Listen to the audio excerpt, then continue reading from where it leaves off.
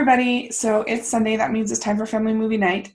And I'm sorry, last week I didn't have family movie night because I just flat out ran out of time with Sundance to do it. I didn't have, because I was seeing films all day on Saturday and all day on Sunday and if Friday was, so it was just, there was no time to film a review and edit it.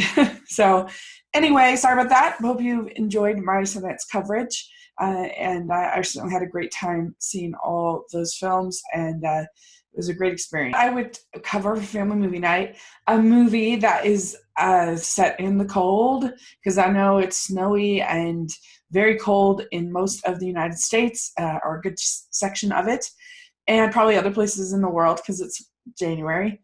And so I thought I would talk about Eight Below. This is kind of an unusual film for Disney. I mean, yeah, they've done live action, kind of inspirational movies, but I don't know. This one just feels a little bit different to me. They don't. I don't know. It's just a little bit more sort of grown up in feel and tone, and it doesn't cutify it too much. I mean, they give the dogs names, but I think they probably had names. But like compared to the Cuba Gooding Jr. one, Snow Dogs. I mean, this is way more sort of like mature in feel than that is. For the first third of this movie, the Paul Walker character is a scientist, I guess, and in Antarctica, and he is taking Bruce Greenwood, who is this other scientist who is dying to go to this one mountain where there is this meteor from Mercury and get like a sample. And this is something that's never been seen before. It's never happened before. But the only way that they can get there is on the sleds with the dogs, because the ice is just too precarious. And so they start on their mission. Things are going pretty well at first, but then all of a sudden there's an accident that occurs and it gets pretty tense. But he does get his rock, and everything thinks they're going okay.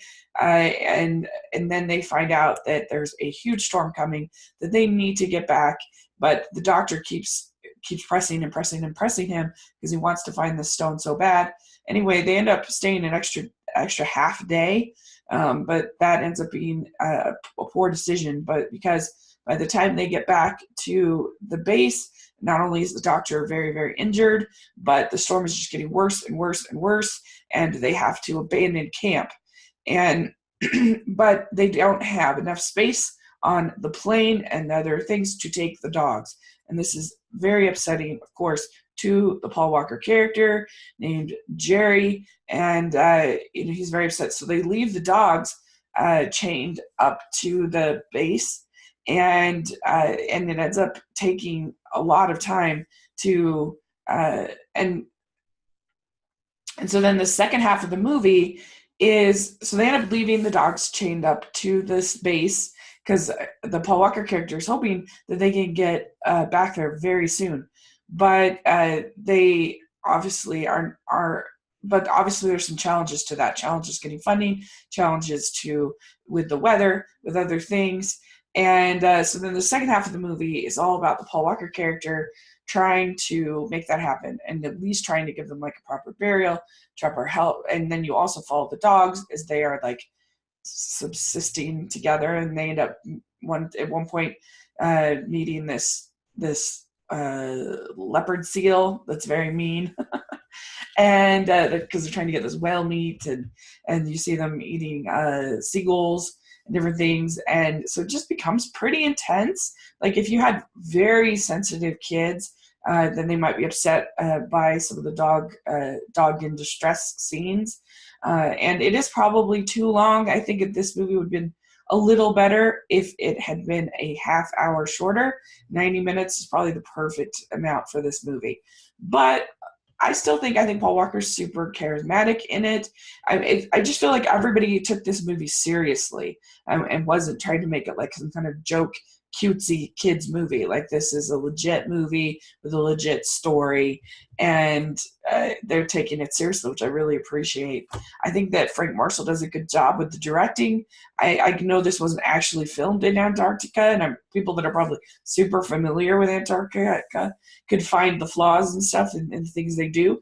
And I think it was filmed in Norway, but it feels authentic, and it's certainly extremely beautiful photography, cinematography, everything like that. The dogs are super, super sweet and adorable, but not in a like Air Bud kind of way. Like, it feels like real dogs. And this is a really good little movie. I like it. I think it's maybe a little underrated. It's engrossing. It's surprising. It's tense. It's emotional, and it's just good. It's a good movie, I think, and so I recommend checking it out.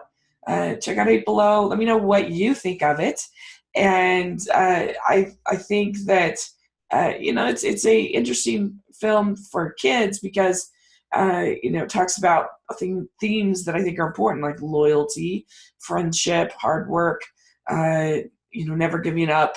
Those kinds of things are all there. So it would be a great one for family movie night. So thanks so much. Please subscribe to my channel, and I'll talk to you later. Bye.